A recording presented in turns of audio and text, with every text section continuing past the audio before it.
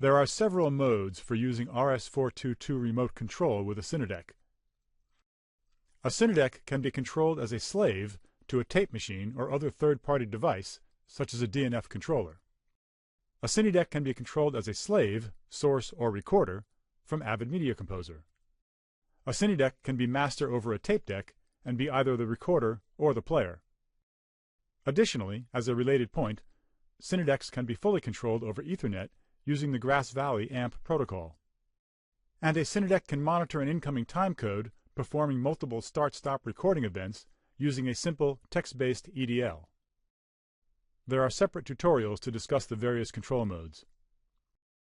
In this session, we'll be using a Cinedec as master and player, recording to a tape machine.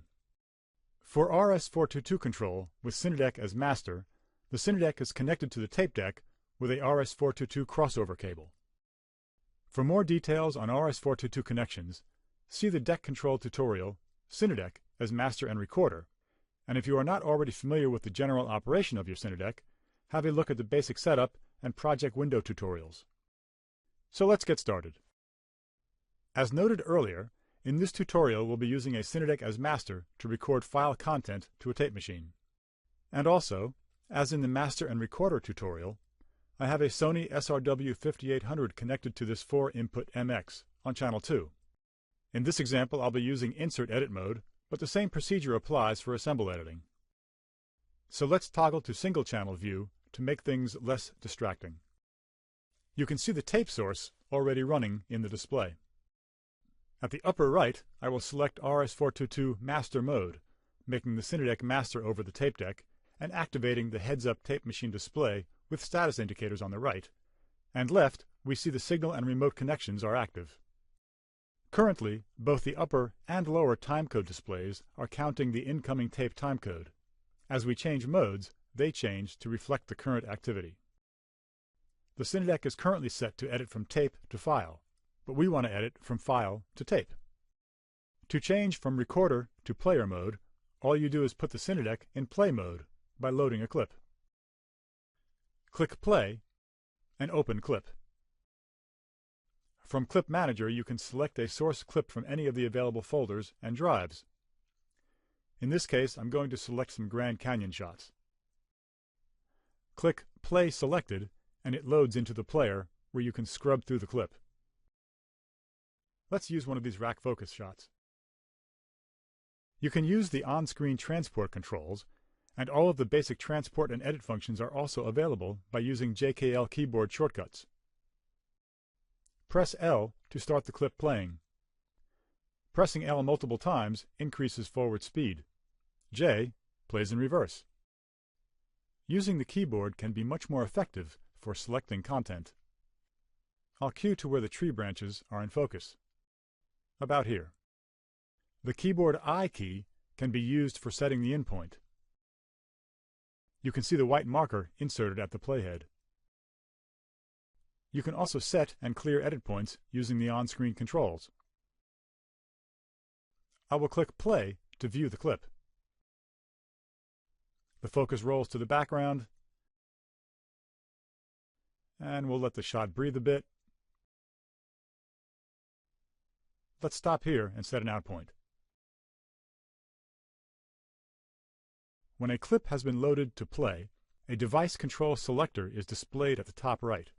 You use this to designate which device you are controlling from the Cinedec interface, the local player, which is the Cinedec, or the remote recorder. Controlling the tape deck is done using the on-screen transport controls. In shuttle mode, you click or touch and drag left or right on the screen to shuttle reverse and forward. Forward fast with a touch. I need to cue the tape to a section where I can edit without erasing any important content.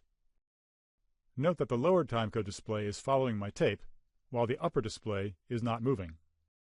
When we switched from local player to remote recorder, its source changed to the Cinedec play channel, which is paused.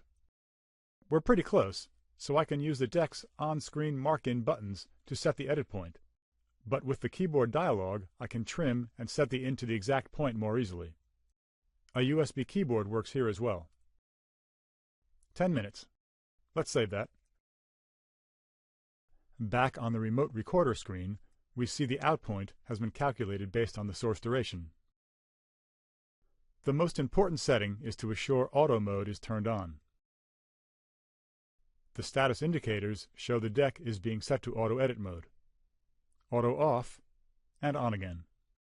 Auto on tells the Cinedeck to control the source tape machine for editing when record is pressed.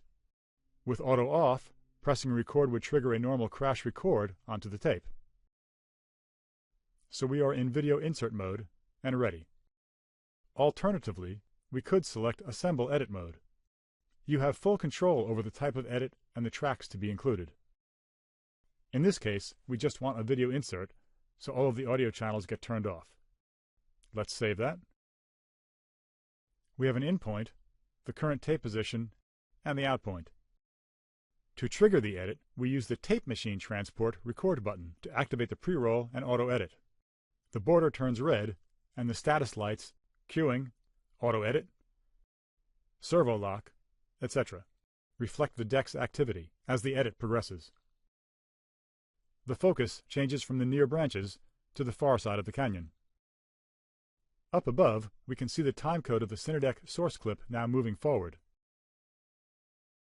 Edit mode turns off after the post-roll completes. The deck is still in shuttle mode, so let's go back and review the edit. We can see the canyon video is in place. And play.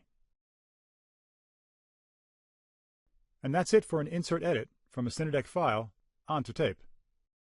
Hopefully this session for using a tape machine with a Cinedeck as master and player has been useful.